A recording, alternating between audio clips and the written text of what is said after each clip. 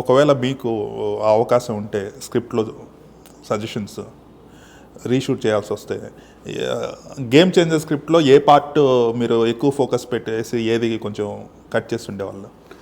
అంటే ముందు సినిమా ఎప్పుడు ఎలా ఉంటుందంటే, మన సినిమా ఎంతైనా 2 hours 45 minutes నుంచి 3 hours ఇవ్వగలుగుతాం.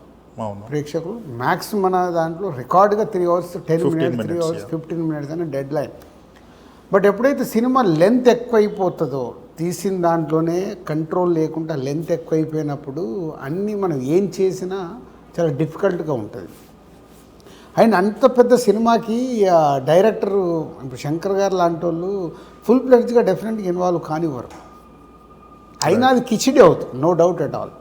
సో అయితే ఎవరినో ఒకరిని నమ్మి వెళ్ళిపోయి రిజల్ట్ కోసం వెయిట్ చేయాలి. ఎందుకంటే ఫ్లాష్ బ్యాక్ ఎపిసోడ్ కొంచెం పెంచేసేసి క్లైమాక్స్ కొంచెం సెట్ చేసుకొని ఉంటే సినిమా మంచి టాక్ వచ్చిందేమని. క్లైమాక్స్ షార్ట్ 30 days అండి, 30 రోజులు తీసాం క్లైమాక్స్. ఒకసారి పెట్టుకుంటే ఏదో కారణం చేత షూటింగ్ క్యాన్సిల్ అయింది, మళ్ళీ సెట్ చేసాము. ఆ సెట్ని సెట్ చేసి మళ్ళీ 30 days ఎగ్జాక్ట్ షూట్ చేసాము. అదే అంటే నా ఇంత ఎక్స్పీరియన్స్ ఉండి అక్కడ ఎంత డ్యూరేషన్ వస్తుందో తెలిసి 30 రోజులు మనం షూట్ చేసి వెయిట్ చేయడం అనేది ఎవరికి ఉపయోగం కాదు.